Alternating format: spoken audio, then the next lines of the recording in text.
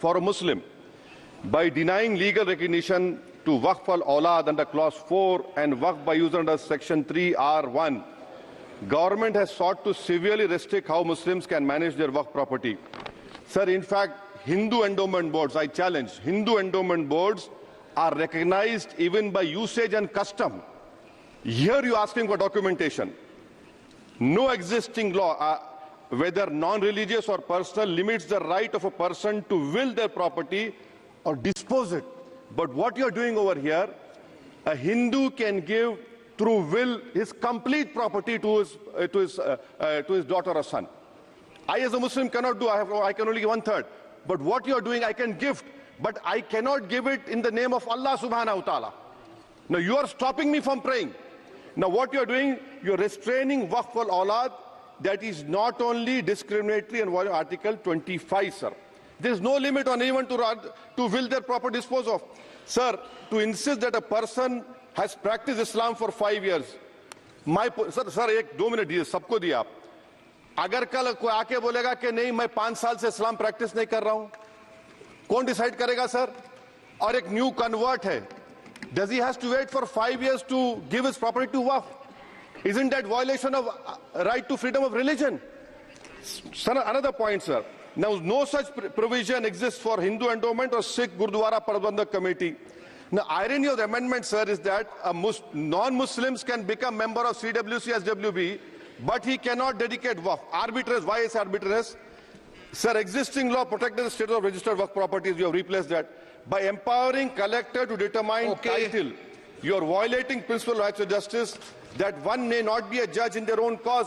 Section 61, if DM says to Mutawalli, make this masjid as a government property, if does not listen, punishable offence. This is against separation of powers, part of which is basic structure. This bill excludes tribunal decisions from being final. If collector has been replaced by tribunal, and who's going to sit in the tribunal? A retired government judge and a retired government employee. How can the nominee be a part of this composition, sir? In our... Okay. आप detail में बोल देना officer. Sir मैं खत्म कर रहा हूं. Secretary level officers can be appointed technical members. 83 states that joint secretary added tribunal. Waqf properties, sir, are not public properties. By removing Waqf by user, this government wants to take over Dargah, Masjid and Waqf properties. Sir, take this example of 107. You have made it more difficult to be removed. Encroachment happens. Section 37 removes protection to Waqf properties. Section 40 prejudicial amendments. And the government is, sir, government बोल रही है.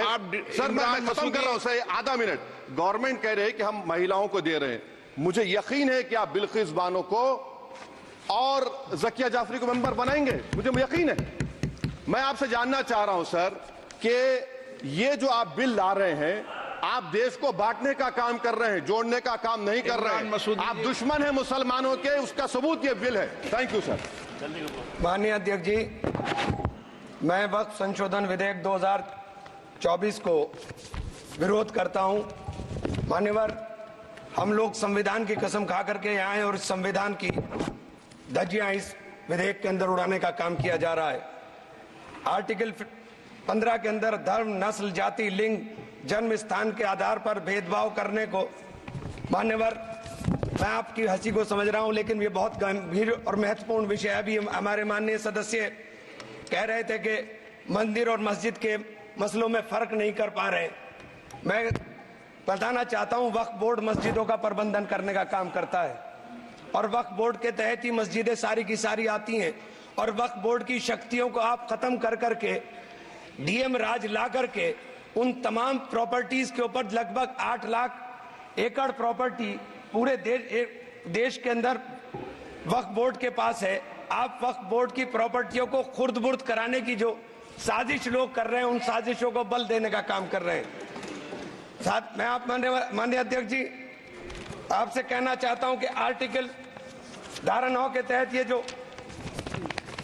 CWC संरचना में बदलाव किया गया है, मैं मान्यवर बताना चाहता हूं कि बंदोबस्ती प्रबंधन के अंदर जब दूसरे धर्म का व्यक्ति शामिल नहीं किया जा सकता, तो वक्फ बोर्ड के अंदर ये शर्त क्यों लगाने का काम किया जा रहा है? और आप अगर शर्त भी लगा रहे हैं तो मैं आपसे एक बात पूछना चाहता हूं कि जो कब्जे पर प्रॉपर्टी के ऊपर पूरे देश के अंदर वक्फ की प्रॉपर्टी के ऊपर कब्जे हुए हैं, उन कब्जों को कब्जा मुक्त करा करके अगर कानून लाते के उनको कब्जा मुक्त करा के वहां पर हम लोग शिक्षण संस्थाएं चलाएंगे।